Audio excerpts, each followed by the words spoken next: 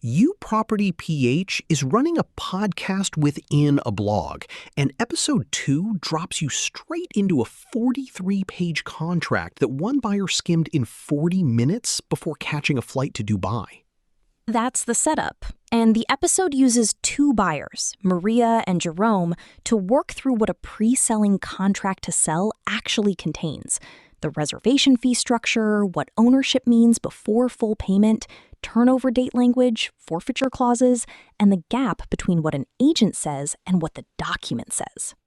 Let's start with the moment the commitment is actually made, which turns out to be earlier than most buyers think.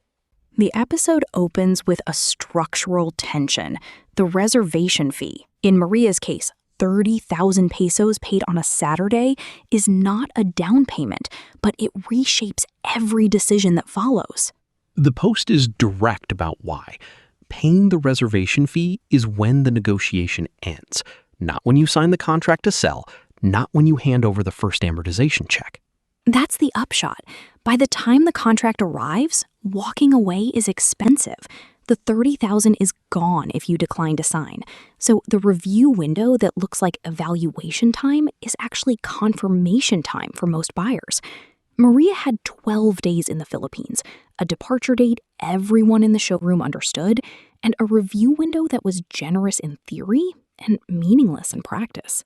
Jerome paid the same fee having already decided he was buying, which is a different animal entirely. Right. He requested the draft contract before committing to the reservation. He spent a Sunday working through it, flagged 14 clauses, and carried 3 into a Tuesday call with the agent. The fee for him was a confirmation. For Maria, it was the beginning of a process she hadn't yet understood. The post makes clear the non-refundable character of the fee is a contractual provision, not an absolute rule. It can be negotiated, but that possibility requires knowing the negotiation exists. Which most buyers discover roughly 14 months after the Saturday in question. And that timing matters, because what a contract to sell actually transfers is the next thing the episode unpacks. And it's not ownership. This is where the episode corrects a widespread assumption. The signing date feels like the purchase date, but legally, it isn't. The post puts it plainly. A contract to sell is conditional. Title does not move at signing. Ownership does not move at signing. What moves is the buyer's obligation to pay and the developer's obligation to eventually transfer title once that obligation is fulfilled. So for the full payment period, 3, 4, 5 years of amortizations, the developer still holds the title. Which has 2 concrete consequences, the episode spells out. First, the developer's obligations are ongoing throughout that period. Construction completion, turnover timing, unit specifications, all governed by Presidential Decree 957. Second, the buyer's remedies run through that statute's administrative process, not through property rights directly.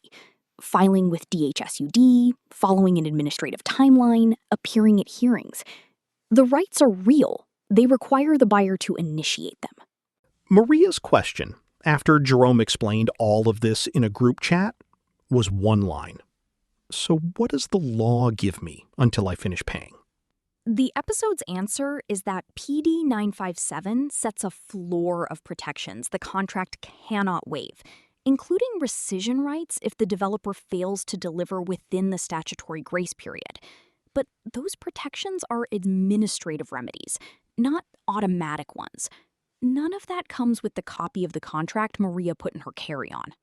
The turnover date clause is where those protections get tested, and where the contract's language does the most quiet work.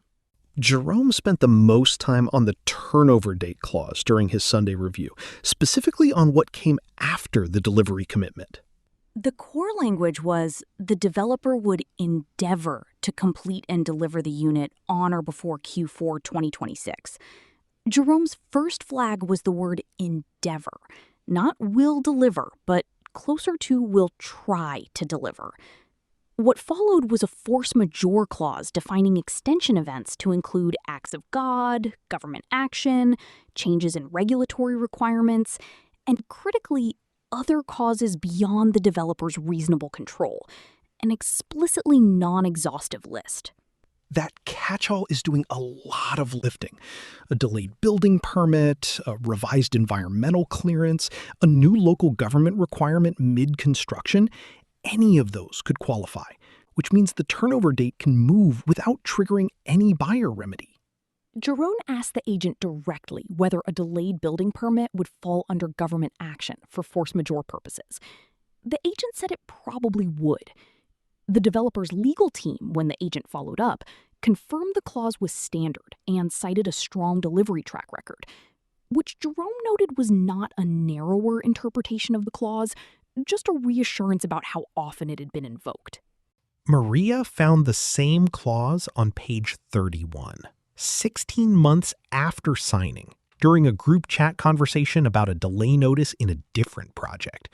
She screenshotted it and posted it. Jerome's response was 2 words. That one. What PD 957 adds is a statutory grace period. A developer cannot be held to rescission for non-delivery until 24 months past the contractual turnover date. That buffer runs both ways. It limits immediate buyer demands, but it also establishes that a developer who misses the date by more than 2 years has crossed into statutory remedy territory. The episode's advice is to document the delay formally from the start, so the record is clean if rescission becomes necessary. And if the buyer stops paying before that point, the forfeiture clause is waiting. The forfeiture section is where the episode introduces the biggest gap between what most buyers assume and what the law actually requires. The assumption is that stopping payment means losing everything. The episode is precise about how wrong that is, at least after 2 years. Republic Act 6552, the Masada Law, sets statutory minimum refund rights that override contractual forfeiture clauses.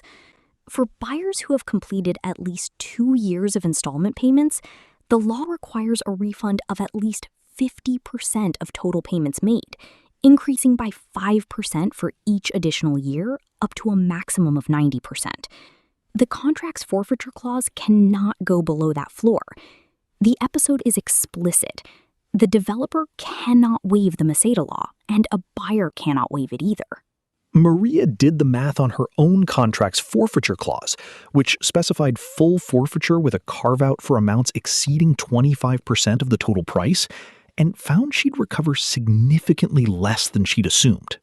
Jerome's response was to ask whether she knew about the Masada Law, then post a table comparing the statutory minimum refund at various points in a 5-year payment schedule against what the contractual clause would return. At the 2-year mark, the contract returned less than 25% in some scenarios. The statute required at least 50. 3 people in the chat screenshotted the table. Maria noted the exact date she would cross the 2-year threshold. The episode also flags the procedural side.